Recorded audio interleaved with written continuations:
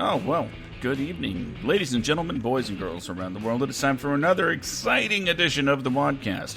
That's writers, actors, directors, and every spot on a set in between to bring you the magic that comes to your screen. I am one of your hosts, Josh, joined, as always, by the guy that is just I can do it on myself. fire. It's Brandon. Hi. Don't shut down my creativity, Brandon. All right, go ahead. Finish. Okay, get back to introducing me so I can introduce her again. The guy that is so hot right now that he's set fire to his entire state. Brandon. Listen, nothing has been proven yet, okay, first off. Second, hey, what's up, everybody? Good to see you. Yeah, good to see you. Good to be here with you because I can't see any of you at all. But yeah, You should set up more cameras. No, I do what I want. Did. But yeah, so it's good to be back. We actually, week 2 of having a special guest, just to make up for us slapdicking and not having special guests for, quite some time. Outside of returning guests, which, Sue, we do love you very much, but, it's different when you get someone on the first time versus having someone that you had a great time with coming back onto the show. In this case, we actually have a special guest that I've known for about a decade now.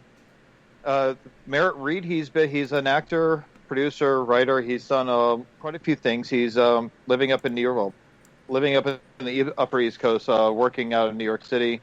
But yeah, so he's been in quite a few things. If you've ever watched the music video for Dance Dance, by Fall Out Boy, he is the prick in that video that's, pretty much messing with all the nerdy kids and everything he's else. Pete Wentz? But he's See what I did there? Oh my God! But either way, so Merritt, hi, how you doing, sir? Great, guys. Thanks for having me on. Oh, thank you for joining us. So, how are things? Things are good. Despite everything being shut down, I try to keep busy, so things are good. So you and I, we actually originally met through my old high school friend Aaron, way back when, just because I was trying to get that, get my script, The Groomsmen, up off the ground. Yeah. And I actually, Josh, I had Merritt lined up to play the character of Mike, who was the groom in the story, who was going to be playing my brother, because I was set to play Carl, like the self-serving, kind of like just like an asshole kind of figure, like, just an off the walls, like off the rails kind of character. But yeah, unfortunately, it never really came through. It kind of died like midway through pre-production. But so Merritt, why don't you tell us a little bit about yourself, where you're from, got you into acting, and we will go from there.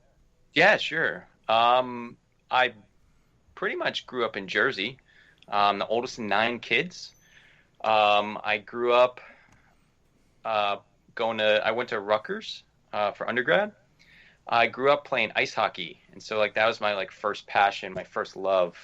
And I worked up through the ranks in ice hockey. I played juniors. I don't know if you guys know what juniors is. It's like a feeder teams to college or semi-pros kind of thing. So I went to nationals 3 years in a row, and I actually decided to drop out of school altogether. I dropped out my senior year of Rutgers and went to go play, or, go for it full time, get paid to play. And that was back in 2004. And that's the year the NHL went on strike. And so the year, I kind of make the move, and I finally I'm doing this. I'm getting, I got my foot in the door. The NHL goes on strike. I get cut. The league I was playing in folds. And so I literally was doing absolutely nothing. And, a lot of ice hockey players were kind of floating all over, scrambling, trying to find teams because everything was just on hold.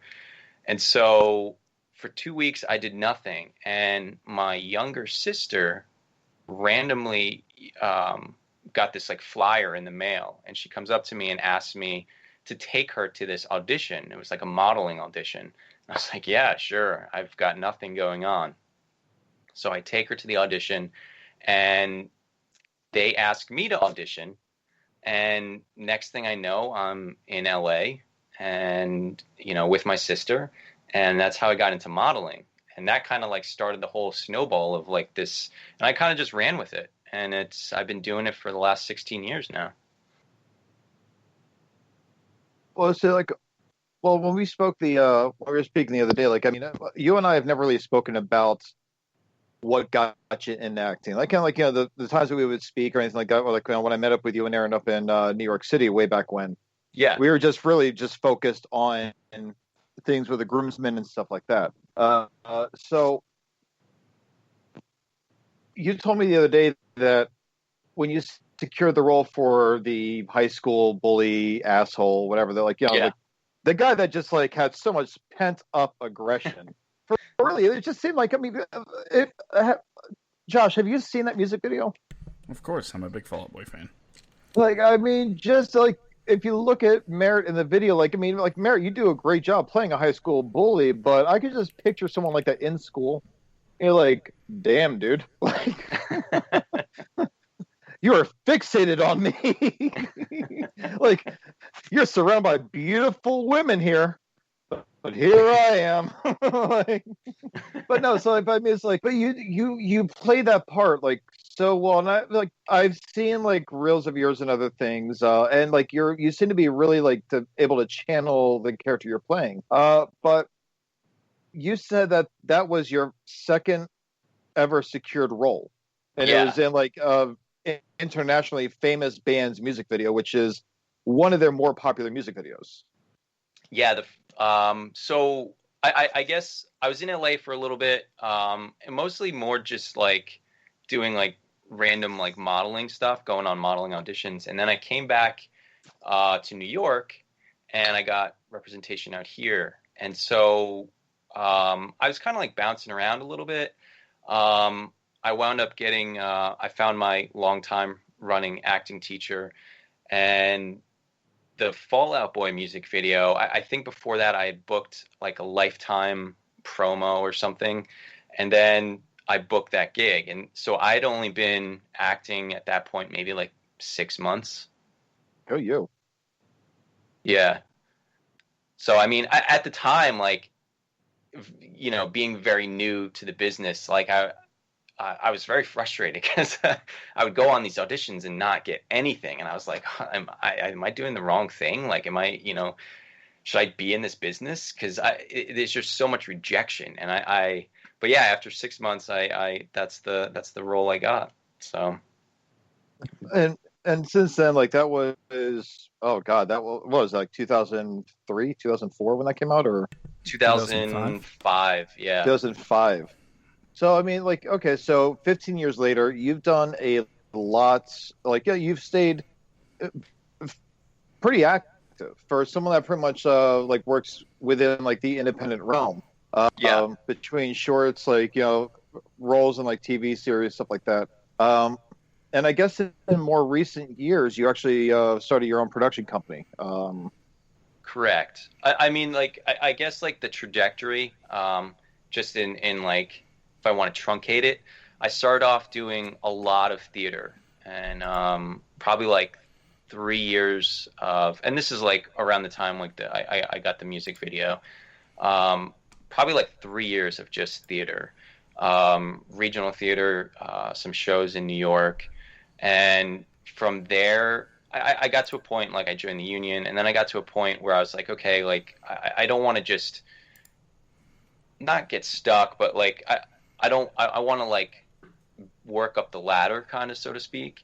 And so that's when I started switching over to more like some TV stuff. I started pushing more for like like independent films, and the whole writing thing just started when I was out of work as an actor, and I was like, I just need to be creative. So I would just fill in time with different things, and that's how I learned to play guitar. I started writing, and from there it kind of blossomed into making films. Okay. Yeah. Josh, would you like to Oh, by the way, real quick, hi Adam. Hi everybody that's joining on the chat here. Sorry, I've just kind of opened up the chat just now. So, hello everybody. Good evening. Josh, would you like to, jump in? No, what? Yeah, sure. I have questions and whatnot. Okay. Talked about the music video, and I just, from a personal standpoint, it is one of my favorites from the band. And again, for the record, big fan. I don't think Pete Wentz is a jerk. I haven't heard any stories or anything. It's just went after some low-hanging fruit for a joke, and that's it. So I don't want any FOB fans being angry at me because we are the same. But I mean, I can say this. When I met them, they were the nicest guys. Super sincere. I mean, I worked more so with Pete and Patrick, I'd say, but they were all super, super genuine, super, super down to earth, and very nice. Now, Patrick Stump, I could listen to sing all day. That's just a fact. So, moving on from there, what really? When would you say that you were a full-time actor? Like what job did you go? This is it. This is my life, and I'm doing it.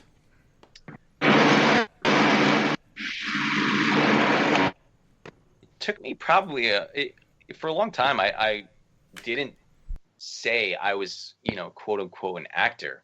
Weirdly enough, I was doing it for a while, working in shows and stuff, and a lot of my family, a lot of even my closest friends didn't even know I was doing it. And I kind of just kept it under the radar for a long time. I don't know if there was any one role or show.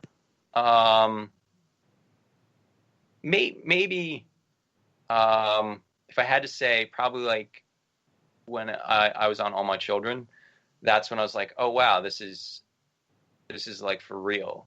That's when it hit me a little bit more. And probably after that, I was like, yeah, I'm an actor, and joining Equity was a big deal to me, which is the theater union, because I worked a lot of non-union. What you have to do is you have to accrue weeks, and so you kind of work different shows, and they give you a certain amount of weeks based on the show or how long it runs, and you have to work 52 weeks in order to get eligible to join the union. And so Equity was the first union I joined, and for me that was a huge deal. And that too was when I was like, oh wow, I kind of, I did it, I made it in a way. So for me, that was probably that, and the All My Children thing was when I was like, okay, now I feel like I'm a little bit more established where I can say I'm an actor.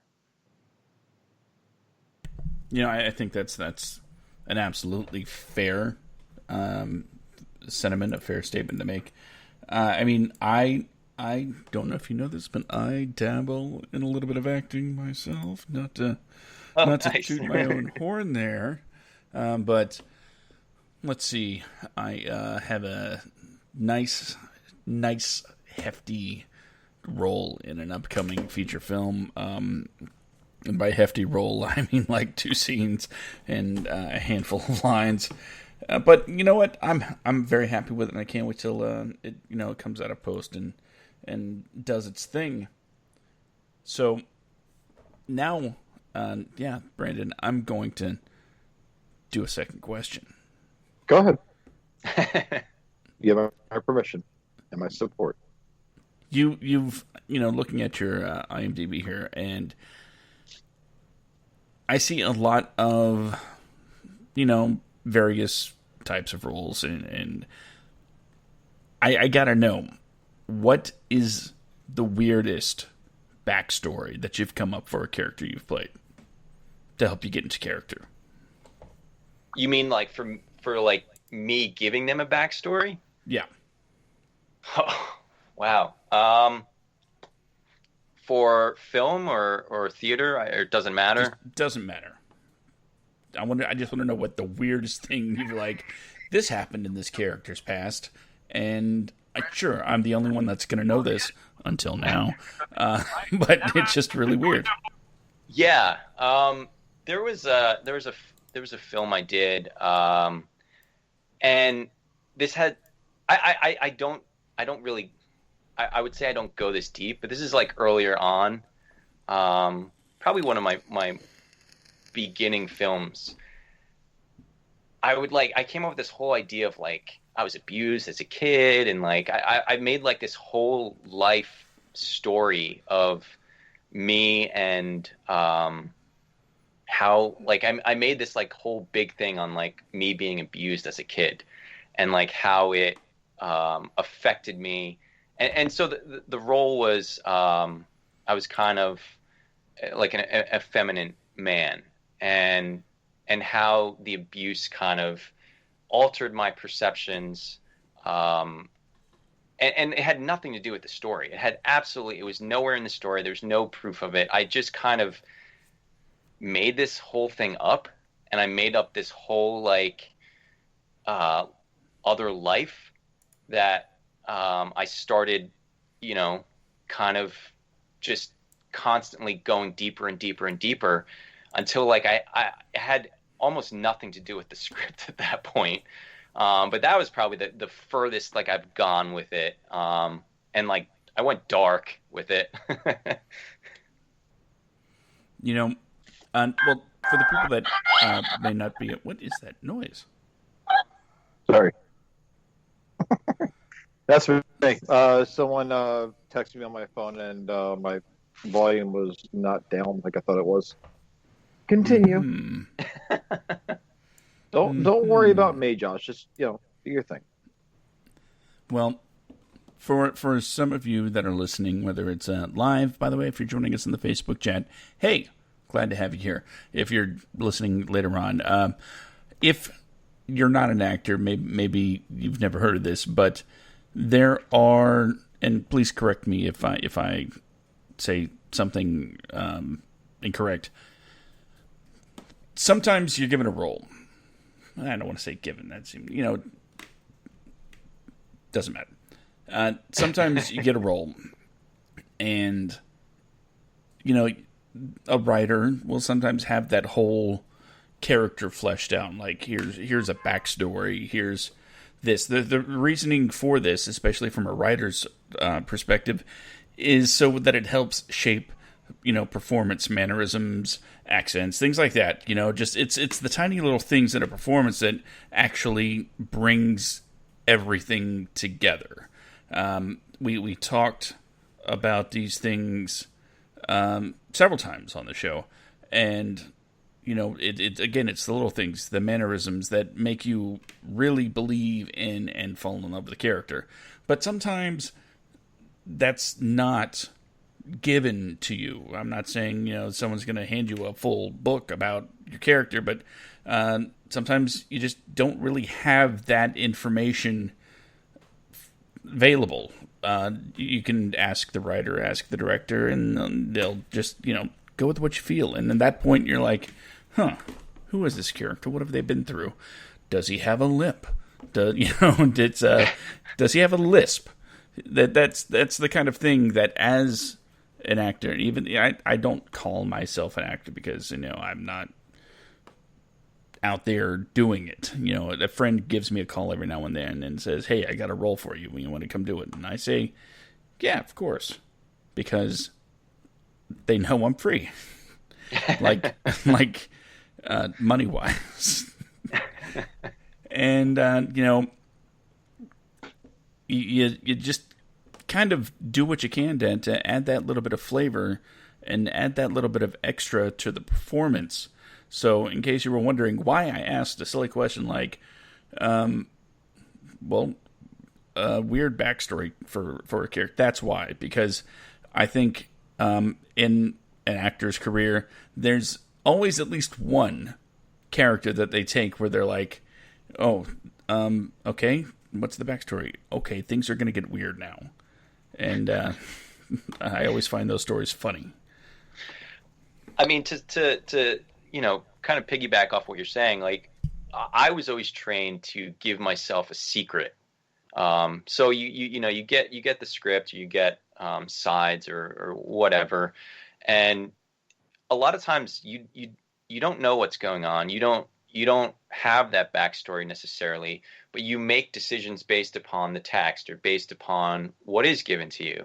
And yeah, you fill in the gaps a little bit, but I was always taught to have a secret, something that's not in the script, not in the text, so to speak, something that's just mine and that will add a flavor or a color. And when I say color, I mean like a nuance to my performance, or something that's going to give it a little bit of extra, something that's not on the page.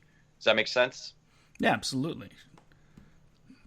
And I think that's a great way to put it too. Having that little secret. And unfortunately, it would be a little weird if your secret's like, I killed 3 people in college. Oh my God. So anytime a certain name gets brought up, you're like, I gotta go. And then they never talk about it in the rest of the movie. Jesus. Well, Merritt, what made you get into doing your own production company? Because you just wrapped I think it was last year, if I'm not mistaken. I think you wrapped a documentary that you were a part of.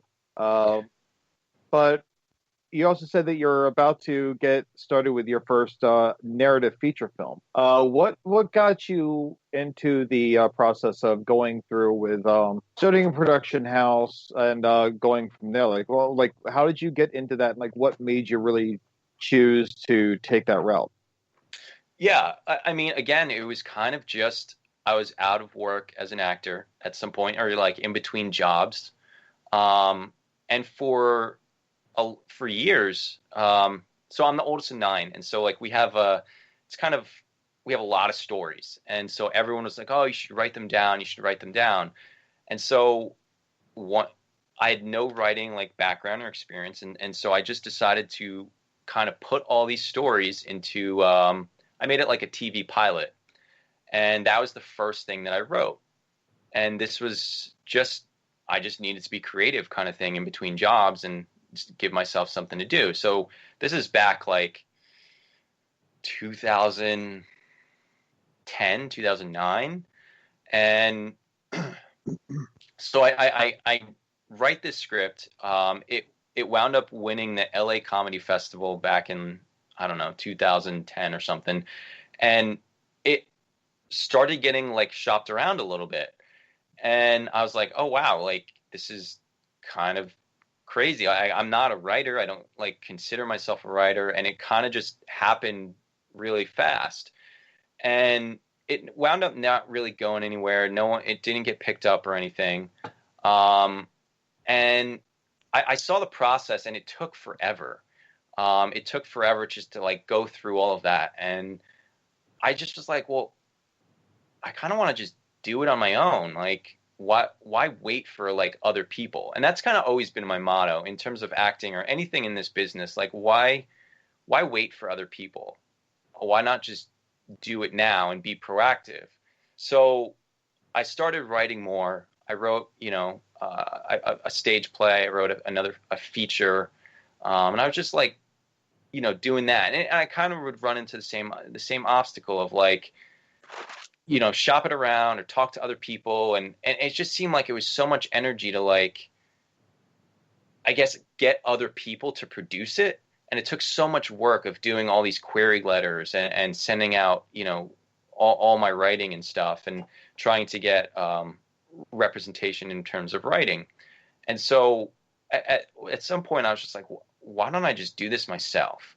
And I was like, I knew nothing about filmmaking, but like, I'll start small, I'll shoot like a short and just build. And so that's what I did. I actually, I don't do extra work, but I got a job as an extra, just like on the side to pay for equipment. And so I worked a couple days on, actually the Wolf of Wall Street. And that paid for my first camera and my first, bunch of stuff. And that's when I just, made my first short. And so from there, it kind of just built.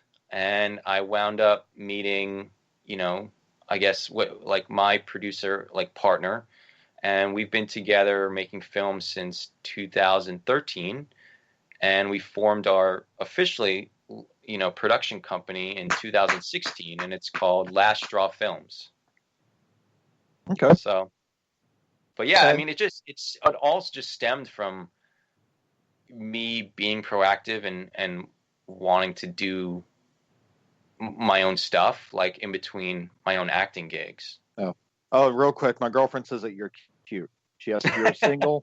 I told her to shut her mouth. But yeah. Well, I mean, so it's like really like, so what the production company came from was, if things aren't really going the way that they want to go for us, then we'll make them work for us. Yeah, and I mean, the industry's like up and down. Like sometimes like you're working and everything's great, and then sometimes you have dead time. And so like I just filled in the dead time with doing things I wanted to do.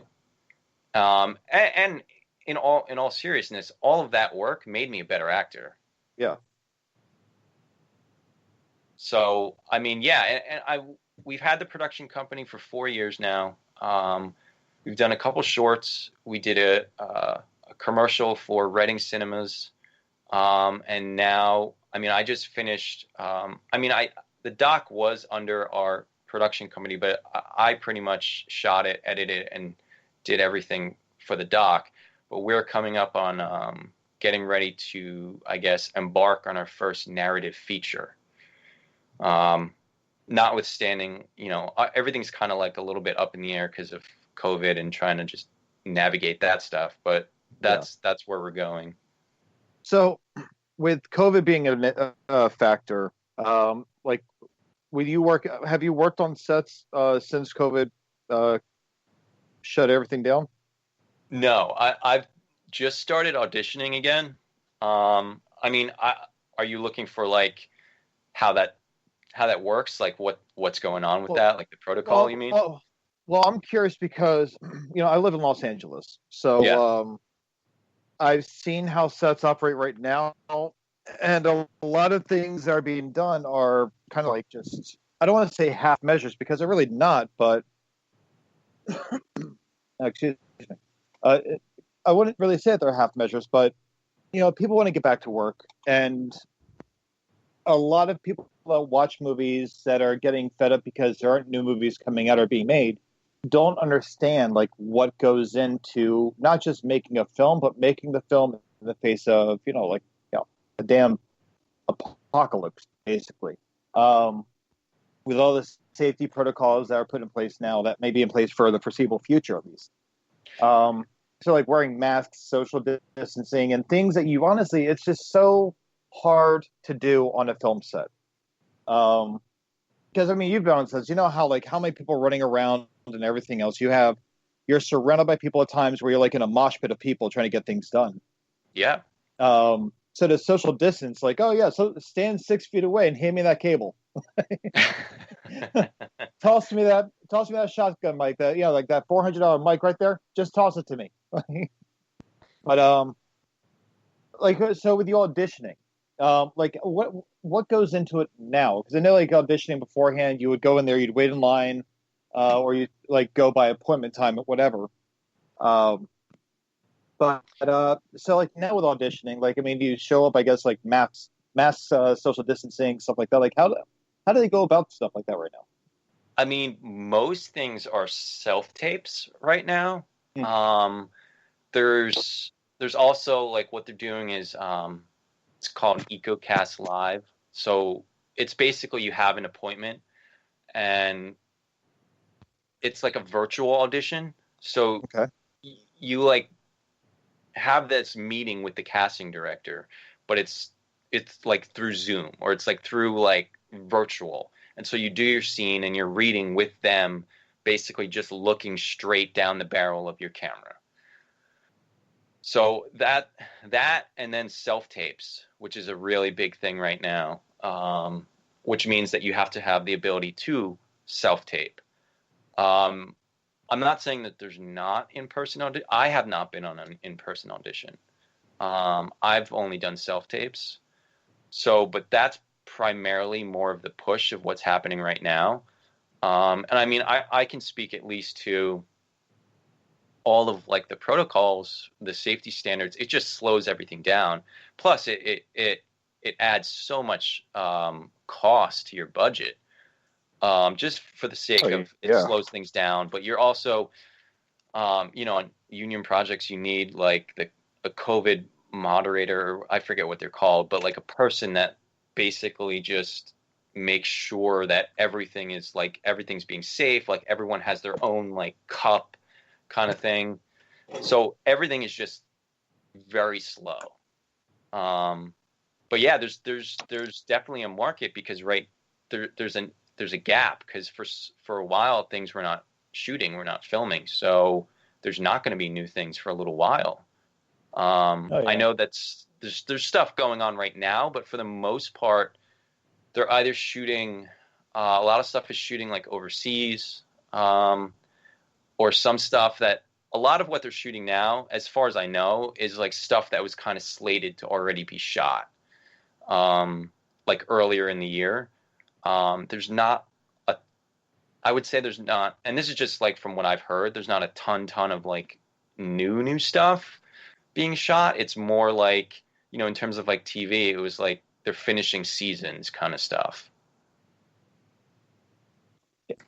Yeah, no, see, like there's we actually had a my first director for Bad Agent, Eddie Vigil. He was on our show. See, Eddie, if you ever hear this, if you're listening, you corrected me one time on how to pronounce your name. His name is spelled Vigil. So I always thought it was like Eddie Vigil. And he's like, oh, it's Vigil. I'm like, oh, well, now I know. Like my last name is pronounced Yunk, but I stopped correcting that when I was 13 years old. So I'm not getting away from being called Brandon Junk at any time in my life. But that's right, Junk. But you shut your mouth, okay? Chitty chitty bang bang. So here's the deal. Eddie's working on these. He's working on these sets right now as a script supervisor, first director. First AD rather. But I see like with them, the independent market, people need to work. They need to make money. A former guest of ours, a friend of mine since college, Ryan Campbell. He contracted COVID-19, and he was knocked on his ass, for lack of better words, for a while. And this is a guy that he's very successful. He's he's in the union for camera operators and everything else. He's really he's doing good for himself. But he was talking about how a lot of these places that are looking for camera ops and slow motion ops, things of that nature, things that he specializes in. Just the COVID test that they're making you do before you even get the job. Yeah. It's just, I mean, they're not taking chances right now. So pretty much you, let's say for argument's sake, I would book a job. I would have to, at the moment I book the job, take a test, prove that I'm negative. Then I quarantine for 2 weeks. Then once I go to set, I would take another test, and if I am positive, then it's on me, and I just lose the job. Yeah. So you have to quarantine for 2 weeks, and then it's pretty much daily COVID testing while you're on set. Yeah, that's what I'm hearing. Like pretty much, as long as you're working, look forward to getting your nasal orifice raped by a swab on a pretty much a daily basis. And because I was looking at those, and you and I had this conversation the other day when we were talking on the phone about just how I work healthcare. I know how expensive these things are, like these little personal tests, like the fast tests. Yeah, you can either ship it out to a lab and have the test results in like 2 to 3 business days, or you can just buy your own and have the test results within a matter of minutes. And those things are so expensive. It's like $3,000 just for the test. So for a lot of these independent productions to I mean, I guess it's a good investment, like as a one-time thing. You have to keep buying the test swabs and everything else. But just like the budget, I think you and I were, I was joking with you about how, oh, great, I have a $3,000 budget for my short film. Awesome. The test is how much? Cool. Hey, Mom, Dad, I need three more. I need $3,000. Let me max out some credit cards to test for COVID for my crew. Oh, the test swabs are how much? Oh shit. I'm $5,000 in the hole now. My budget's $3,000. I'm paying for people to take COVID tests. Oh, so I mean, like, so with you starting, like, with, well, okay, well, no, I can't really say your documentary. I would assume was being filmed before the COVID apocalypse happened. Yes, that was. I finished principal photography February 2019. Okay. Now, is it in the process of, because I know documentaries, you have hundreds and hundreds, if not, depending on how big it is, thousands of hours worth of footage. I had so much footage. They have to cipher you have to edit. I mean, my cousin Ernest White, that's been on our show, talking about his show, his travel doc series, Fly Brother. Mm-hmm. By the way, Ernie, I finally got a chance to watch the show. It is absolutely amazing. Great job. I'm proud of you, buddy. But either way, but with his, like, I mean, he's traveling the world. Different countries in each episode. Him interacting with the local population or whatever, like, you know, the traditions or events that happen. I can only imagine doing a feature-length worldly documentary and having God knows how many hours that you have to cipher through and find out, like, okay, well, this has to, even documentaries, people don't realize they have a story that's to be told. Yeah. And being that it's unscripted, like, yeah, you have your takes of, like, the walking towards the camera, talking to the camera, or whatever else, but all the things that are happening around you. Yeah. Like, I mean, you have to use what you have to carry the story forward to make it as appealing as possible for people to watch and not to end up laying against their couch with drool dripping from their mouths and their eyes rolled to the back of their heads. So, I mean, how many hours, like, how are you still editing this, or is it, like, close to edited, edited, or is it finished? So editing is done, sound design is done. I'm putting the final touches on some color correcting, and that's it. So I actually spent all of quarantine editing. I would edit like 10, 12 hours a day. And that's how I finished it. Yeah. Well, I can imagine. I mean, like, well, I mean, editing's it's frustrating, but it's a lot of fun. It's like doing a puzzle basically with, videos. Yes. But, oh God, I can only imagine that. All right. Well, Josh, I'll let you take over. I've been talking for a minute, like I usually do. Yeah, you have a tendency to go on and on and on. But I'm not complaining. Okay, because... Merritt, my next question, because Josh is being a spectral little douche right now. I'm joking. Go ahead. Okay, we've talked about some of the things that you've done as far as acting goes, and getting together a production company. Yes. That seems like a very not easy feat. So what are you trying to conquer at the moment, other than, the documentary? And you know what? I'll just go say, what can you tell us about the first narrative film that you're putting together? Sure. It's called Ramshackle. What do you want to know about it? What's it about? So it is an ex-con. I'll give you like the little log line or whatever. Okay. So an ex-con takes revenge on the used car tycoon who sold him the faulty ride, and he went to jail for vehicular manslaughter. So he gets out of prison, and he's trying to rebuild his life, and he takes revenge on this guy who's like king of the town. It takes place in upstate New York. And yeah, so that's pretty much the premise. Well, I'm interested. How about you, Brandon? What do you think? Oh, I like it. I think it's a pretty damn good idea. I'm actually very curious as to like. So it's in pre-production stages right now? Yeah. It's a crime comedy. Okay. And script is I want to say 106 pages. Okay. Did you write this yourself, or like you and a co-writer? I did not write this. Okay. Yeah. My two partners wrote this. So the production company is me and two other guys, and they wrote this.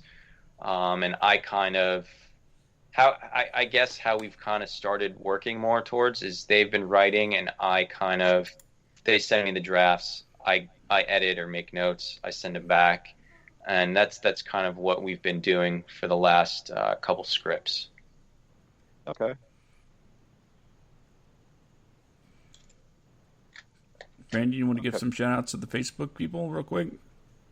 I'm not actively staring at the Facebook Live. Listen, I'm just a co-host, okay? Well, I'm just a producer, man. Let me see who's on here. I'm sorry, guys. Like, I'm so out of it, and I have no regrets because I've been sleeping a lot, and I don't sleep that much. I'm an insomniac, so anyone that has a problem with that can kiss my derriere. Yes, I'm trying to be as non-vulgar as possible. Adam McDevitt, what is up? What up with these, sir? How you doing? And I can't see who else is on. Who was watching? Who was listening? Who is stalking our feed right now?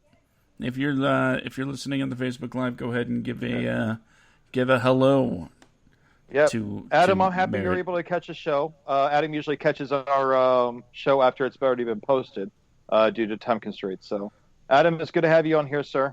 Adam, do you have any questions at all about acting? If you're still in our chat, Adam is actually he's in a group that a private group that I'm in on Facebook called Movie Addiction, where it's like pretty much like me and a bunch of other grown ass children that kind of like praise and bicker movies that come out. So, the thing is, it gets brutal. Like, I mean, yeah. Sometimes it turns into like verbal boxing in this group. Now it's like, and the moderators, like, they're all really cool people. They'll jump on and they'll box with you. Like, but yeah. So no, it's so all in all, like, so you have this feature narrative, and this is like your first feature that you're producing yourself, right? Correct. Now, do you need any other actors that can, yeah. that maybe I can put a green screen behind me and just give me the script? We'll superimpose me in all the scenes, every one of them. Get my face up front, but I'll still be supporting. I'll just be the guy staring at the camera for like an hour and a half. But so I mean, what's that like for you? Like producing your first like feature length narrative, and are you playing the lead role? No, I'm not the lead. So the main antagonist, who, I mean, I guess I would compare him to Bill Murray's character in Kingpin. So just the love of the town, but he's an asshole, and so I play his right-hand man. I love that movie, Kingpin. It was it's fun. great. Yeah. Once in a while, every man has to answer to his own calling and take responsibility for their actions. And today, that man is you. All right, Brandon. Adam. This Adam says thoughts and feelings. Sean has also joined us. Sean McLaughlin. Thoughts and feelings with the theaters in trouble from an actor's perspective. Yeah, that sucks. I feel so bad for the theaters, like all the production companies that, like all the production houses, like in theaters that, like may have had stuff going on. My baby sister is actually a stage manager for a theater company in Chicago. She moved up there and took a job. And right now, I think right now there's nothing going on because of COVID. And yeah, it's just it's just absolute. It sucks. So she's she's doing her thing. Samantha is like a badass when it comes to making things work in her favor. But it's just one of those deals where, all these people that are about to have work or productions that get their funding and they're getting ready to go, and all of a sudden the investors are like, well, this is never going to happen, so I'm going to pull my funding now. Yeah. Which is, unfortunately, a very common thing. So. And even Broadway's been, of course, hit particularly hard. They're going to be shut down for the very foreseeable future. They just postponed it, right? I think I saw something today about it's postponed until May of 2021. Yeah, and I think even that's a little optimistic. So, yeah, all Broadway shut down which sucks. Yeah. And what about movie theaters? Movie theaters not having an abundance of, let's face it, for lack of a better term, a material, ticket sellers. Yeah. We have indie movies all day, which are great. We talk about them and recommend them, and tell everybody all the time, support your indie filmmakers. But without the blockbusters, the mega hits, the Marvels, the Disneys, that's all the same thing. Without them to supplement theaters to essentially keep the doors open, and we found that to be a more literal thing than ever. Now that, let's see, last I heard, Alamo Drafthouse in Texas is not going to be open. Yeah. Wow. Yeah, I heard about that. Because there is a lot of stuff they could play, but finding something that'll bring people in the amounts they need, and even if they did have something with, everything going on, and a lot of places still having capacity restrictions. Yeah. You have to ask yourself, can you really even sell enough tickets to justify opening? Well, it's just and this is a conversation that comes up in that movie addiction page. There are those of us in there that are just like, you know what, the hell with it. Bring shit on demand. And then when theaters open back up, re-release the films. People want to see movies in theaters. They really do. But right now, like with me, my biggest thing is I honestly don't care what opens in theaters. I don't. Put Ghostbusters Afterlife on demand for me, because I am pissed that I should have seen it by now. I should own it on DVD by now, or Blu-ray. But because of, and here's my one per night, fucking COVID, I have not seen the finale in the holiest of holy series ever made. Josh, I'm going to break my rule. Well, no, I'm going to stick with the tradition. Fuck Back to the Future. Ghostbusters is better. But, I cannot... Ghostbusters is not a trilogy. Ghostbusters Afterlife makes it a trilogy. Thank you. So a movie that hasn't been released doesn't count. Wow. Excuse me 1 second while I take a shot of Jameson before I unleash my verbal lashings. Oh, by all means. You sit in silence while I drink my Jameson real quick. That's not how audio programs work, right? Okay, I just drank my Jameson. Oh, God. So warm. Oh, God. Oh, God. I was not prepared for that. Oh, Jesus. Oh, that's holy. Yes. So good. Sean, Wonder Woman 1984. Yeah, I want to see what, I don't even want to call her Cheetah. I want to call her Chitara. Because that's all I thought about when I saw the promo art that people made. It looks like Chitara from Thundercats, like a naked Chitara. It looks like Chitara from the pilot of the Thundercats when they didn't have clothes. That's what Kristen Wiig looked like. But no, it's Ghostbusters Afterlife is a trilogy. Just because they have not released the film does not mean that it's no more a trilogy than, say, Back to the Future sorry ass is. Now, well, first of all, you're calling Back to the Future sorry, which is, of course, a falsehood. Oh, no, Merritt. I honestly, the one time I ever crossed the line with Josh, and it's like with me, I'm so blunt in every form of communication, whether it's through talking on the phone, in person, online, and through texting. It's pretty bad, but online, my way of messing with people is just brutal. And Josh told me that maybe I should go back and rewatch Back to the Future instead of talking so much shit about it. So I'm like, okay, I'll go back. I'll rewatch Back to the Future. I was posting periodic gripes of things I would come across with the movie. And Josh and I, in the times in the nearly decade that we've been writing partners, Josh and I have never really butted heads. In fact, I don't think we've ever even gotten into an argument at all, Josh. I think we've actually a lot of time. You shut your mouth, whore. We've actually had a lot of really good conversations and very close relationships. But the one time I ever pissed him off is because I was just talking so much shit about Back to the Future, because Back to the Future is to Josh what Ghostbusters is to me. Mm-hmm. So I am dissecting his favorite movie so much. And I never even feel bad if I piss someone off.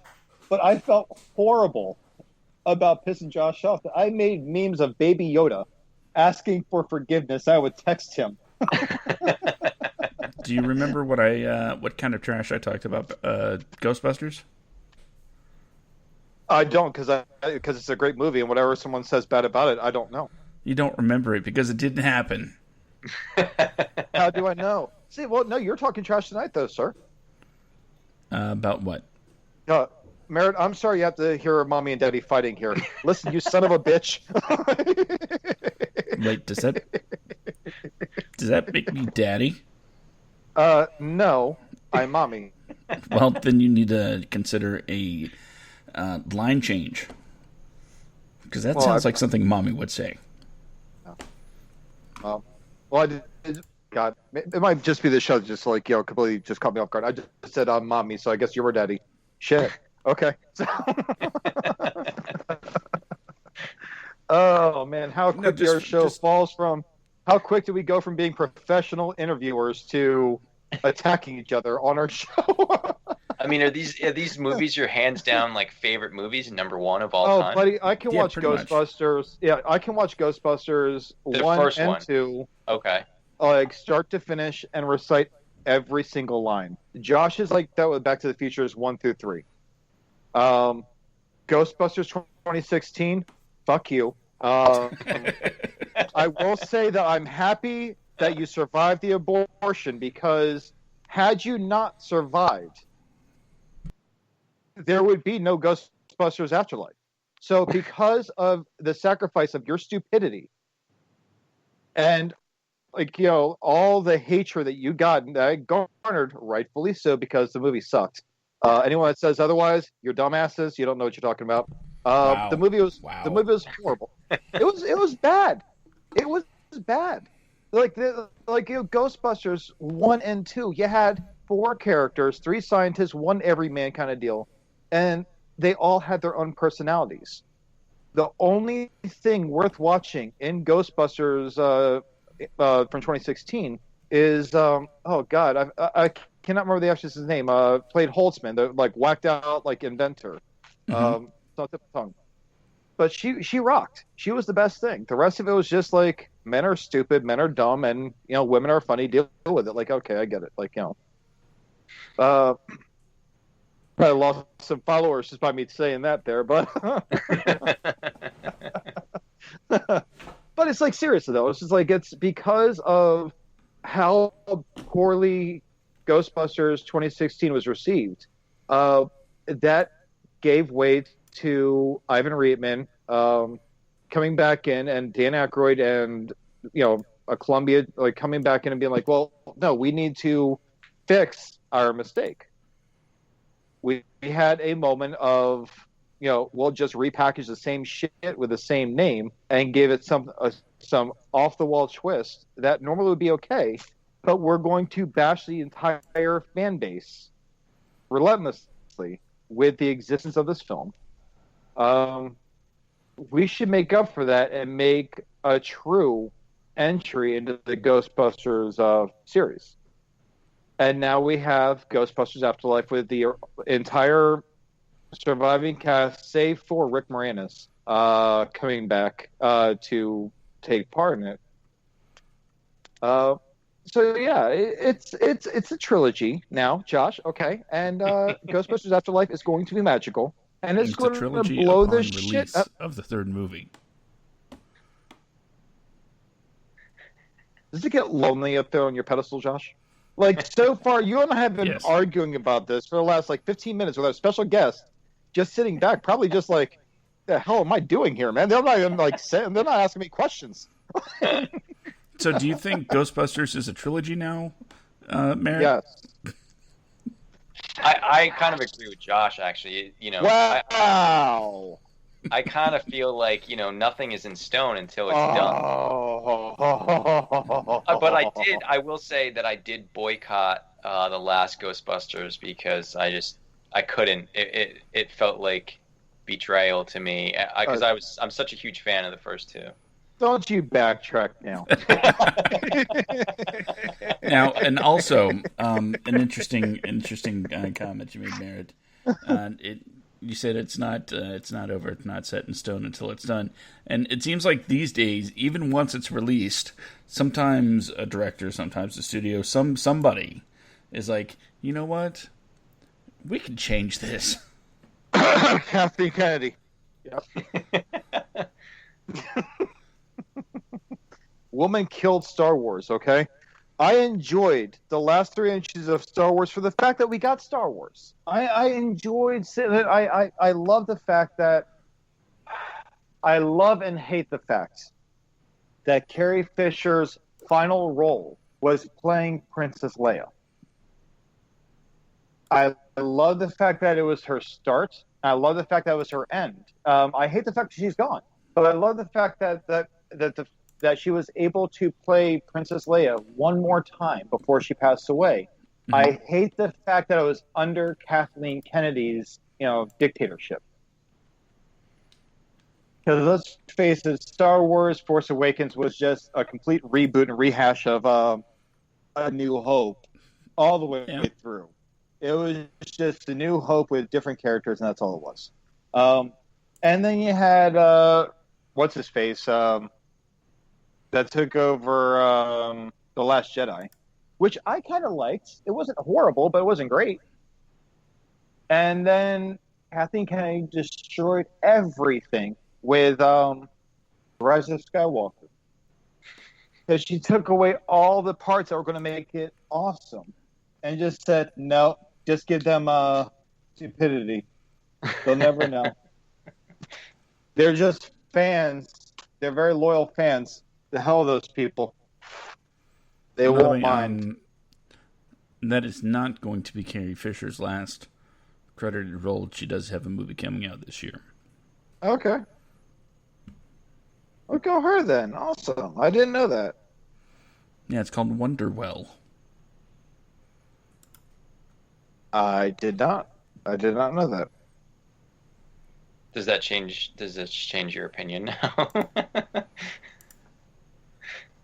Yes. Everything I just said, throw it out the window. I usually do that anyway. Thanks, Josh. Oh my God. Oh, Adam says he hates editing on his YouTube channel. But I guess this goes. I see. I can only see so much from the actual live feed. So actually looking at it now. Okay, so Adam says he hated editing on his YouTube channel. First off, Adam, I didn't know you had a YouTube channel. You should leave the link in the comments, and I'll check it out. So let's get back to our show now, because we have gone into like a little boxing match over what's better, Back to the Future or Ghostbusters, and what constitutes a trilogy. And Merritt backed the very wrong horse. Which is better. Joshua. We just have our personal preferences. I don't talk trash about movies. I mean this in the most sentimental, loving, compassionate, and supportive way. As a friend, a confidant, a co-host, and a writing partner. Okay? Take your opinion and shove it up your ass, okay? So let's get back to the show. I'll put it next to the gerbil. Okay, so... Love you. Anyway, so, Merritt, Adam's comment actually brought something to light with me I was curious about with editing. Now, editing a narrative it's nonstop fun. I enjoy editing narratives. It really is a lot of fun. It's hysterical, it's challenging, and everything else. It is stressful, but it has fewer moments for me where it's stressful than it does because I could be editing for 20 hours straight and not even know how much time went by. Now, with editing your documentary, what would you say would be the most stressful part of it versus what is your favorite part of it? I think just Premiere Pro crashing and losing saved work is infuriating, and it makes me want to throw my computer and just scrap the whole thing. Okay. Favorite part, I guess, because editing a documentary is so different in terms of like editing a narrative. And I mean, at least, for this film that I did, I had an idea, but the story I kind of had to be open to like what happened. And like, even in the editing, like as I was editing, I had to be open to the story and kind of like where things went. So that's probably like my favorite part, or like the coolest part, of just trusting the process of being open and not trying to control necessarily like where it goes. And I mean, I had like a thread or like a through line or certain things that I wanted to, maybe like, underscore or have that like underlying thread, but there's no script, everything was like run and gun and interviews. And, so I had to be open and just seeing that, like how it plays out. That was probably the coolest part. Okay. Yeah, sorry, I had to try to get us back on track here because Josh decided to get into a fight with me. So, Mommy and Daddy. It had to happen eventually. And quite frankly, Mortal Kombat! we were getting a little too caught up in the whole professionalism thing. No, we do that. Like, I mean, it's like there's a lot of times where we have a show that's just so damn professional, and we get off. We get done with the show. We're talking like post show and everything else, and just having our little like 20 to 30 minute conversation on the phone. And like, yeah, that was a really good show. And I'm like, yeah, I fucking hated it. It was too good. We are better than this. It's true. Oh God. Oh, and Sean. Sean says The Last Jedi was an abortion of his childhood. God. Oh man. Oh, this is so not a PC show in 2020. Oh. Well, in some aspects, it's not a PC show in any era. Well, no, I think we would have been great, like in 2003, 2004, 2005. I mean, I think that was our time to do this show, buddy. Like now, it's just like, what? Well, I honey, can. they're making abortion jokes. Like, well, that's not a joke. The movie's an abortion. It survived the actual filmmaking process. Here we are. It's a movie. Yay, you're stuck with it. That's so horrible. Like,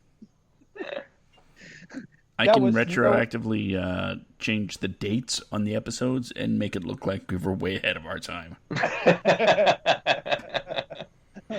I'm just like, okay, for anyone, I have to say this.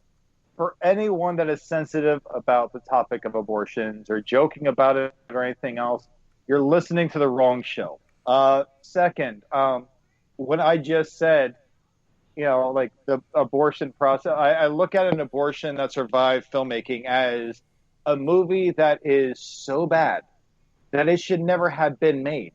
But somehow, like Santa Jaws, a movie about a shark that isn't attracted to blood, but to Christmas shit, that survived the filmmaking, it somehow got funding.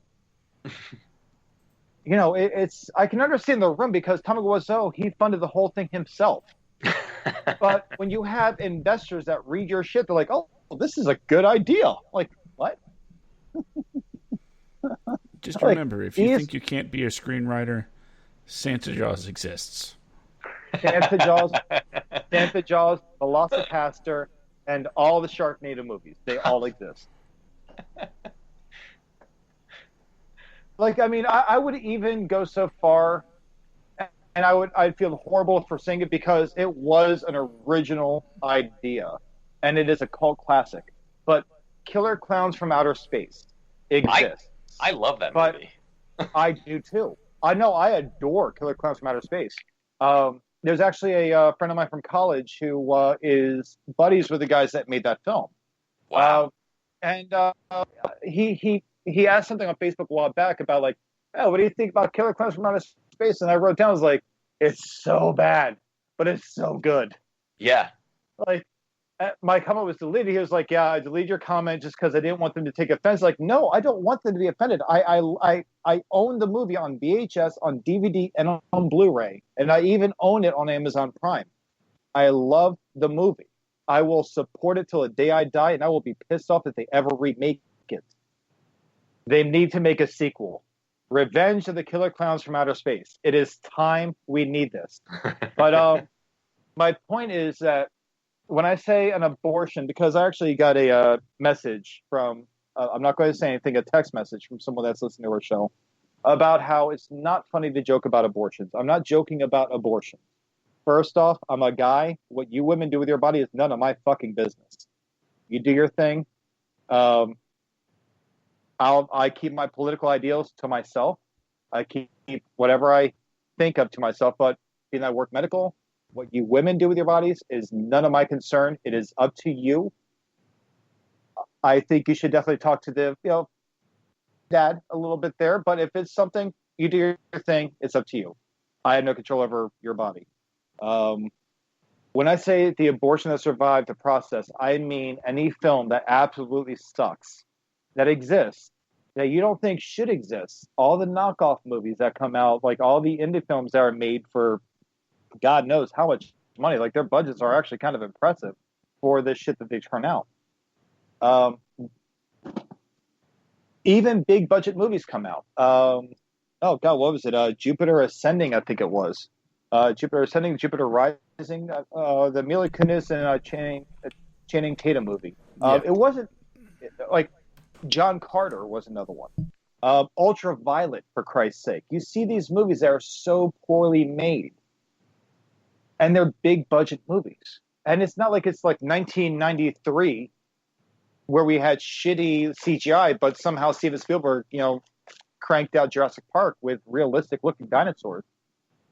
We've had technology for damn near 30 years that can make your movies look good and your movies still look like shit. It's like someone just was editing it until they got done taking a shit. Once they wiped, they slammed the laptop shut and then they were done with their editing for the film. These are movies that I consider to be abortions of film that survived the process. They should have never been made, or if not been made, they should not have been released the way that they were released.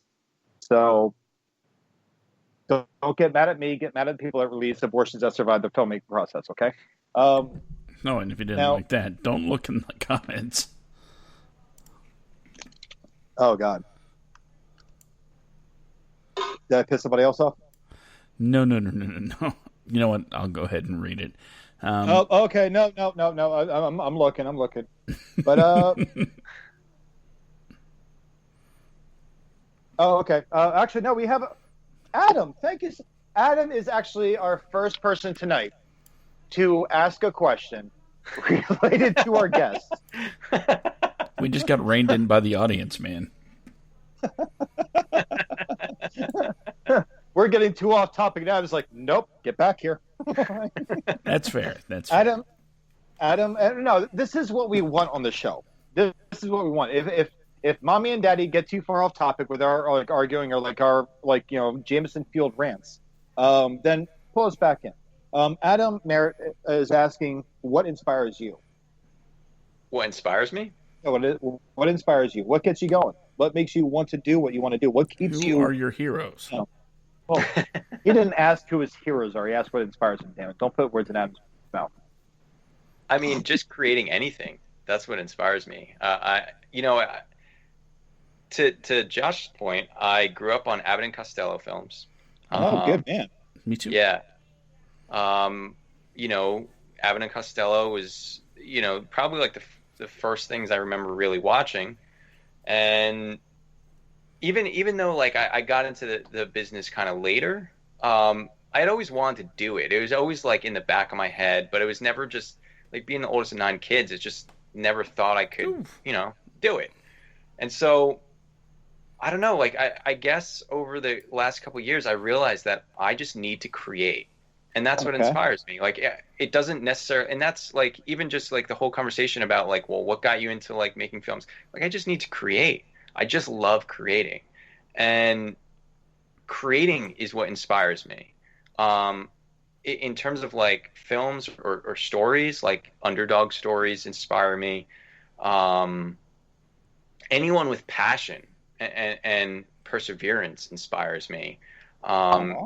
Hearing, stories of people that just like keep going and overcome like dramatic odds or when things go wrong and they persevere, that inspires me. But in general, like just being creative, people with heart and passion, that's what inspires me. Okay. Good question. Good question. And I'm happy that I inspire you so much because I overcome hardships and I persevere. So the fact that I'm an inspiration, thank you, Merritt. You're very welcome.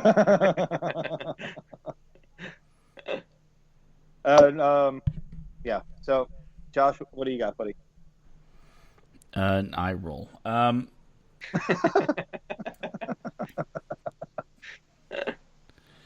Okay. See, I had this really great question lined up, but I don't remember what it was. So I'm just going to go with, Abbott Costello are great. I grew up with some Abbott Costello in my younger days. My dad was really a big Laurel and Hardy fan, so that was nice. Kind of the primary. Every Sunday, we would eat, some omelets and watch some Laurel and Hardy on VHS. They had those video clubs that you would join. Yeah, and they would send you and that's what we did. That was our like regular thing. So I guess other than Abbott Costello, which is it's surprising to hear that the classics are still so alive. What other acts or roles do you look to and say that was a key moment in my life, something that made me go, because you said you want to create. Yeah. And you can do almost anything to create, and whether it's drawing, sculpting, whatever. But what was that spark that said it's going to be acting or directing or just the film industry and together? Can you maybe not pinpointed to one role, but like an area of inspiration. Yeah, absolutely. Mr. Bean. I love Mr. Bean. So I watched nonstop movies and TV as a kid. I also was an avid reader, and so just literature and these films. And I'll name a few that really just like hit me so hard. Braveheart, Dead Poets Society. If I had to choose a favorite movie of all time, it would be It's a Wonderful Life. Okay.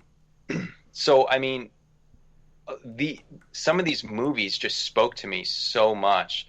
I mean, probably around the age I was like 13, 14, I consumed a lot of like older classic movies. And that's what I grew up on. And so I just had a love of like all the classics. And I don't know, I kind of brought that like with me, and I always kind of kept that with me. And like that, I guess when I started studying acting, that is what came out. A love of the classics. And so, yeah, I don't know. Is that answering your question? Yeah, absolutely. I personally find it very interesting to find out what drives people to do what they love. What was the catalyst? And I know, chime in on this one too. Whenever I watch certain TV shows, maybe you feel the same way. I go, God, I would give anything to be a part of that cast. Yeah. I mean, for me, like when I was younger, it was almost like an escape too. And I don't know if idolize is the right word, but like I saw certain characters in certain films that I either thought were funny, or they had like traits or characteristics that I found admirable, or things that I wanted to aspire to. And so I attributed that to like movies shaping so much of like, you could say like how I thought, or my beliefs, or who I like wanted to be. And so I guess it not that I necessarily sought out being an actor, but it was always in my blood, I guess. And so it felt very natural when I started, and it felt right for me. Another big show for me was the Honeymooners. I love the Honeymooners. And I don't know, like I guess I like the classics more of just because it was simpler, and the acting, not that the acting was quote unquote simpler, but like they did so much more with so much less in a way. And I just appreciated that. So yeah, I don't know. And I guess I just brought it with me as I started, my acting journey. It's funny you mention those things, especially when it comes to the older stuff, the classics, as they're referred to as now, because I'm sure at the time there's a lot of things that people considered, hey, that's it's really good, it's really funny, especially anything Jackie Gleason did. He had a fan base, and people loved him. But what a lot of people don't understand that they don't get past this was a show that was made, right? And by the time people get to that point where they're thinking about the Honeymooners as a classic show, they've had decades of television to watch along with it. The thing that sets the Honeymooners and Lucy, I Love Lucy, and the Many Loves of Dobie Gillis apart is they were creating the template for every show that you're going to see from that point. Yeah. And I don't think calling it's hard to say they don't get enough credit, because they're celebrated, they're lauded, but I don't think enough people look at it in the vein of they were doing something new, something it could possibly dangerous. Brandon, you remember the conversation we had about censorship on the show, and people trying to figure out what they can and can't do on television because it was new, and they didn't know what they could get away with, essentially. So they're creating everything that would be television back in those days, and to be able to have that be a direct inspiration is pretty awesome. My favorite personal comedian is Jack Benny. Oh yeah, nice.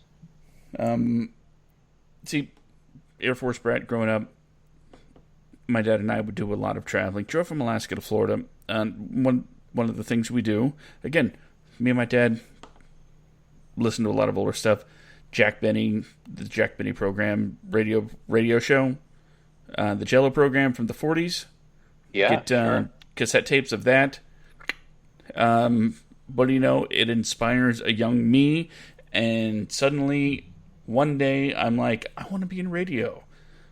And well, I did the I guess logical choice in the new millennium, which is become a podcaster.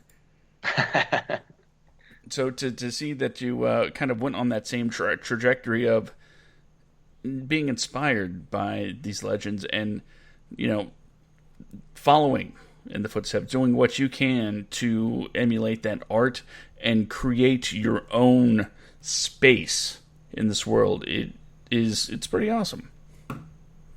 Thanks, man. Yeah, no, absolutely. It's like that's the fact that you can still do what you love to do with the freedom that you have. It's, I know that you work hard, but it's you're still ahead of the curve with a lot of people that just kind of, as I told you before, give up. Oh well, I'm done. It's not working out. I'm just going to pack it in. Well, why? Just keep failing. You'll learn. Yeah, and I mean, I run in because I've been doing this for 16 years, and I know a lot of people. There's a lot of people that give up, and you kind of get to a certain age, and this is tough business. So money goes up and down. It's a hectic schedule, and so people want different things, and so sometimes this business doesn't always align financially with those other things, and so I find that a lot of times especially around age 30, people start dropping off if they haven't hit a certain level of financial success with it. But also just for a multitude of reasons. But yeah, people wind up dropping off. And I mean, I always believe okay, if you don't necessarily have the financial success, find a way to still have it in your life. Find a way to still make it work if this is what you love. But that's what I've believed, and that's what's kept me in it. Okay. All right. Well, that's pretty much all I've got.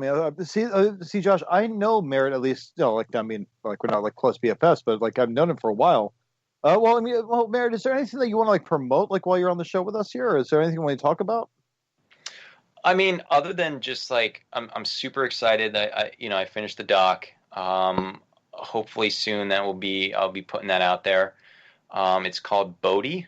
It was shot in the USA and India. I spent 30 days in India, and that will hopefully be coming soon. And then Ramshackle, COVID barring. We'll see how that goes. Yeah. But yeah, that's pretty much it right now. Okay. Well, Josh, is there anything else you would like to discuss here tonight, sir? Well, the only thing we could always go back and talk about Back to the Future and Ghostbusters all night long here. Yeah, but I'm the good thing for is, it.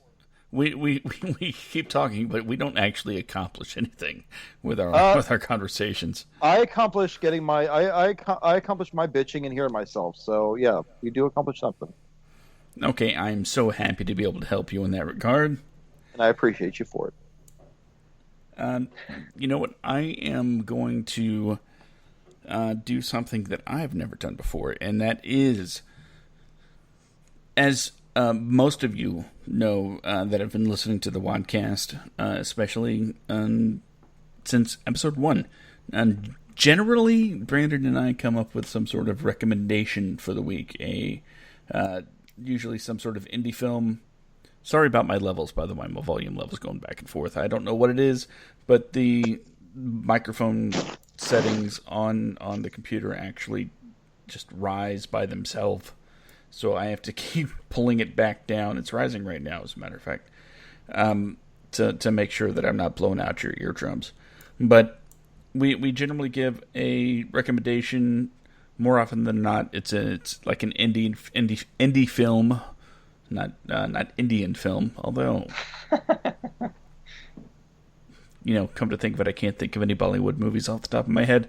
But this week, rather than me making the recommendation, I would like to see if Merritt has, a film he would like to recommend that everybody should watch to throw support to an indie filmmaker. Anything across the board, or something that, like, how indie are we talking here? just self-made. I mean, like, there are independent movies made by studios, but like independent studios, stuff like that. Like Kevin Smith is an indie filmmaker. No matter how it goes about it, he does his own stuff. So if there's anyone that you can think of that produced and directed, even if we don't know who they are, it could be like an absolutely obscure filmmaker that no one's ever heard of. Just prefer something that people will actually be able to track down. You really put me on the spot here. Sorry, it wasn't the intention. No, it's all good. Yeah. As I say in Canada, sorry about that. All right. They said that in Yoga Hosers. See, an independent film. Sorry about that. Oh my God, with the Bratzies. Ralph Garman was amazing. Oh, such a bad movie. Let's see here. I think that was Kevin Smith's middle finger to people that talk shit about him. I think Kevin Smith was just really high. I think so too. That's how we got that Walrus movie. Well, that was like crowdsourced. Like, based on a podcast conversation, the Smodcast. How nice must it be to have so much like pull? They're like, oh yeah, let's talk about like just a guy that gets turned into a walrus. Oh yeah, I'm going to make a movie about that. Okay, cool. Okay, I'll shut up, Merritt. I'll let you go ahead and do your thing.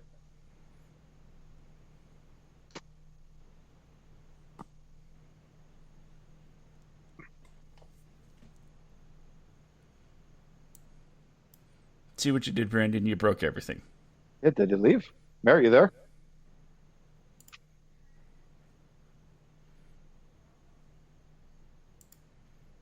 Merritt. Well, it says he's still on here. So, no, he left. Yeah, weird. I know it's probably just a technical difficulty, but imagine that as like, oh, what's a movie you recommend? Bye. Merritt, I'm joking, buddy. Merritt, I'm only kidding. Let me see if I can get him back in here. Give me a second. Oh. That's funny. That's the question I was going to ask. I remember now. Financing. I was going to ask him about financing. Because the Kevin Smith question reminded me that, he knows kind of how much money his movies can bring in, so he can get access to that much and make the most of it. Well, that's exactly it. Like, I mean, it's just like shit, man. And just remember, though, if he had full studio support, Red State would have ended with the apocalypse. I'm probably going to try to get in touch with Merritt right now. So, like the literal apocalypse.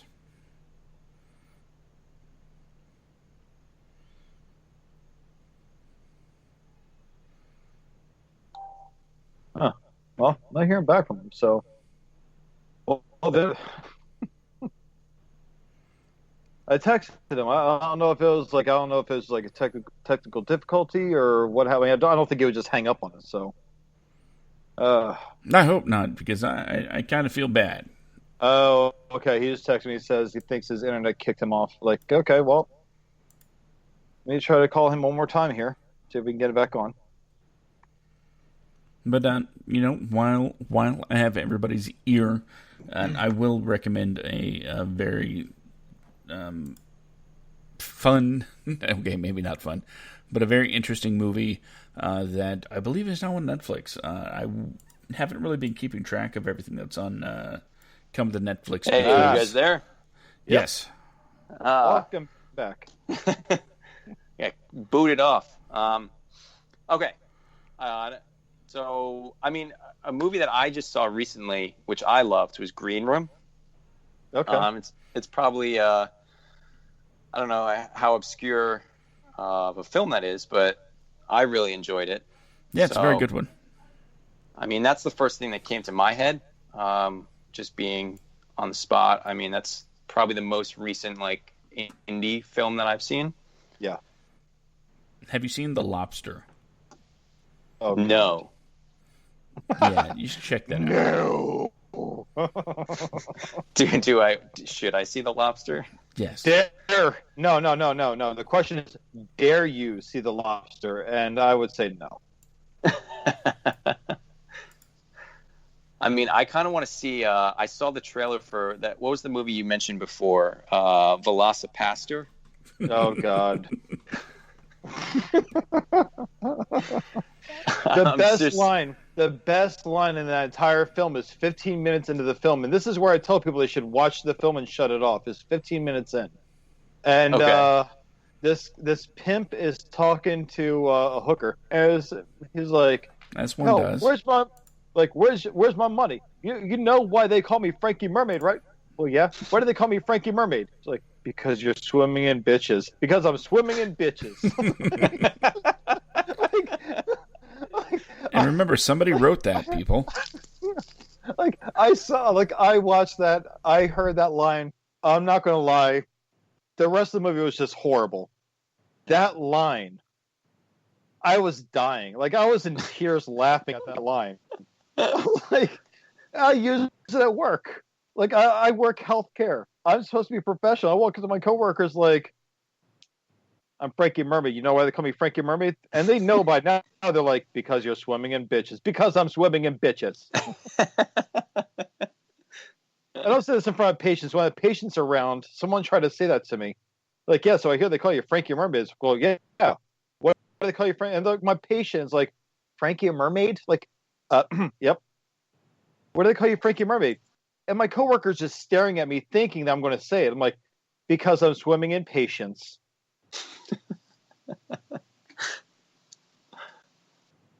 So, okay, so all right, so Green Room is your. And Josh, what was the one you were talking about while we were trying to get Merritt back on the show?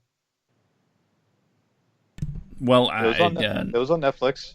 The Lobster. I was gonna talk about that. But if you want a, this just came up on my YouTube, and I have to recommend it once again to anybody and everybody. If you haven't watched Kung Fury, watch it immediately. It's 30 minutes long, and it needs to be watched. Kung Fury. There's actually one thing. It's not related to us talking to Merritt here, but Merritt, I'd love you to be part of this conversation because you've worked on stage, and most actors also enjoy all formats of productions. Danielle and I just recently watched the director's cut of Little Shop of Horrors. Have you guys seen that? The director's cut version, not the original, with the happy ending. Have you seen the director's cut, Josh? Which version? Of the 1980s one, the musical. Okay, no, I haven't. Holy shit, Merritt, have you seen this? I haven't seen it in a while, so okay. What's the ending so I know if I've seen it or not. Well, the ending is where Seymour is fighting Audrey too, in the flower shop. Mm-hmm. He saves Audrey. He takes her out, and then he goes back in to face off with the plant. He electrocutes the plant. The plant blows up. That was the ending of the original. That's not the ending of this one. Like, Audrey dies. Seymour feeds Audrey to the plant. And then the plant kills Seymour and spits out his glasses. And then the plant ends up reproducing and asexually reproducing and takes over the world. There's a whole musical number of the military fighting the plants. Some plants are being killed, some plants are surviving. But these things are just like, there's a scene where they're these giant plant, like man-eating plants are walking down like the middle of a major road in New York City, like surrounded by buildings.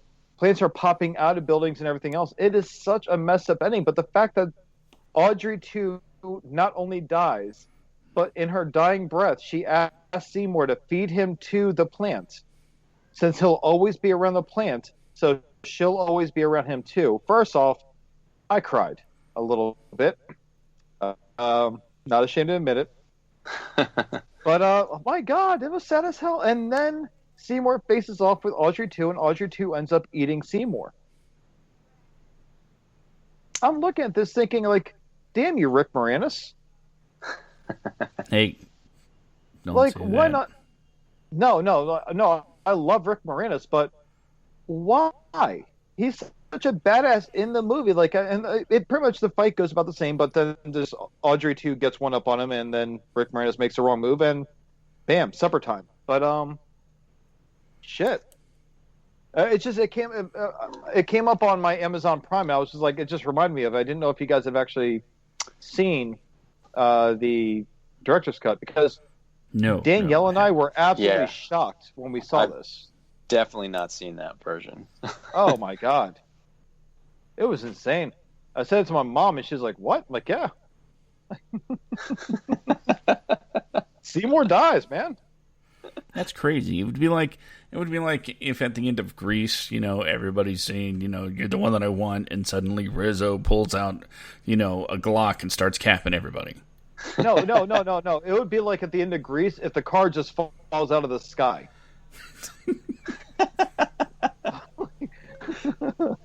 Like, as all this is going on, as she turns around waving, the car suffers massive engine failure, just plummets towards the earth, and now, they're both dead. Don't be surprised to see a sketch about that coming in Cold Reads at some point in the future. Grease 2 should have happened post-funeral. They don't drag race cars now. Now it's about motorcycles. Because we realize cars are not meant to fly. Even DeLoreans. But the thing is that all right, I'll stop attacking. Well, that's all I've got. So should we wrap it up, or is there anything you guys want to talk about? Merritt, is there anything you want to get off your chest? And just, I don't know, any kind of messed up subjects you'd like? I mean, the show's just, dysfunctional. One day it's professional, one day it's not. I mean, did you see recently that Rick Moranis was attacked or something? I did see that. Mm-hmm. And right now, Rick Moranis is about to be eaten by the plane in Little Shop of Horrors. I fast forwarded the movie, so. That was posted about in the movie group that we're in, and the response I made was a picture from the town that said, "Whose car are we taking?" Oh yeah. Seriously, I wouldn't mind, giving a little vigilante justice to some guy that wants to punch Rick Moranis. That's just messed up. Yeah. Absolutely. But yeah, no, I saw that. It was just absolutely horrible, and for no reason whatsoever than the fact that Rick Moranis was walking down the street. But I mean, and the fact that Rick Moranis, he's a smaller guy. He's a short guy, but like with him, he like still got his ass up, went to the hospital, then took his ass right down to the police station. Like, I mean, it just that man's got it down. But but I mean that's all I've got for tonight. That's all I have. Rick Moranis, I will say this: if you ever stumble upon this particular episode and decide to stick around to the end of this episode, I hope that your recovery is swift. I mean, I hear he's done pretty well. And damn you for not being in Ghostbusters Afterlife. You are the glue that connects the Ghostbusters and Janine and the rest of the movie, because you were the keymaster in the first film, and you were the lawyer in the second film. You should have been in this one. But you're not. I understand it. I understand why, but I miss you. Oh, that's so sweet. That's all I got. So, what do you want to do, Josh? Well, why don't you thank our guests for joining us, and then tell people where to find us on some of the internets. Okay. Well, actually, I will do one better. First off, Merritt, thank you very much, sir, for joining us tonight. If you had a good time, if we have an episode where we're just shooting the shit, talking about whatever, you are always more than welcome to come back and hang out with us on a future show. Thanks. Thanks, man. Now, that being the case, is there a place where people can find you on social media? Yeah, I mean, most active on Instagram, Meritt_Reid, REID. That's what I use the most. Okay. So, well, guys, go when you get a chance. Go check out Merritt's Instagram. Give him a follow. Get his followings up there. Guess like 8 of our listeners tonight. Yeah, you can follow us. You can follow the WADcast on Facebook. If you're listening to this podcast, then if you're listening to this Facebook Live, then you're already following us, or you're just like piggybacking off of one of mine or Josh's shares. In which case, don't be a douche. Follow us. It's facebook.com/the WADcast. And same goes for Instagram. It's instagram.com/the WADcast. You'll know our pages because we had that little black picture with the white banner that says, guess what? WADcast in it. Now, if you want to follow me on Instagram, I'm not that exciting, and I'm very offensive most days. So if you get offended and you follow me, don't cry to me. It's on you. But my Instagram is bjacksman82. Now, my Twitter, I think my Twitter is you can't ground me, but it's really just I don't really post much on there. I don't care about Twitter. Josh, how about you, sir? Well, you could follow the show on Twitter at WADcastPod. It doesn't have that thing that Brandon was talking about with the black and the semicolon or the WADcast. It actually has some iconography, which I think would make an awesome shirt. Just saying. And if you want to follow me directly, it's at SkitComic. But if you want to follow any of the other shows that I do, by all means, follow at Semicore Studios, or go to semicorestudios.com or semicorepods.com to go directly to the shows. Again, the Netflix is essentially canceled. Hopefully, I'll bring something back in its place to. If I do, it will be more encompassing to the wider array of streaming services available. So don't think of it as losing a Netflix podcast. Think about it as gaining a streaming service podcast, so where it would be more of the highlights that either you might have missed or things that I think are just interesting coming along to these streaming services. You could, go to Semicore Studios on Facebook, hit the like button. That way you can know when we go live and join us in the live chats. If you're listening to this via download, by all means, rate, review, subscribe, leave some comments or reviews. Let people know what you think about the WADcast, and help us climb those charts, get those algorithms working in our favor. That way, who knows, maybe we could quit everything we're doing and just do this full time. I'm sure everybody would absolutely love that. That's really all there is. Cinema du Fromage is, I think, coming back next week with our discussion about that one movie that we watched. The one. You know which one I'm talking about? The one? Oh, I don't know. You don't know? Demon Seed. That's what it was.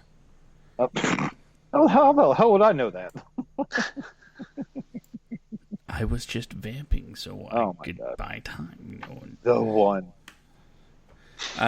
Demon Seed, which we're going to talk about next week on Cinema du Fromage, indieradio.org, or follow Semicore Studios on Facebook, and I'll make sure that video gets shared, and everybody can join live and watch our discussion about that film.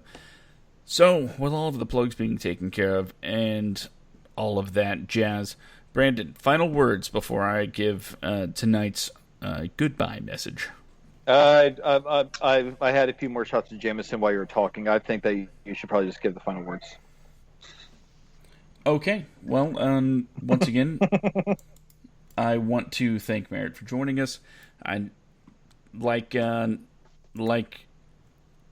said in the chat, I think we had a good time tonight, telling some good stories, getting to know Merritt better, and just happy to have you as a guest tonight. And I second the continuous invitation. And I will say this: anyone that followed us, that joined in on the chat, thank you very much for just jumping in and hanging out with us too. So and reining us in when it needed.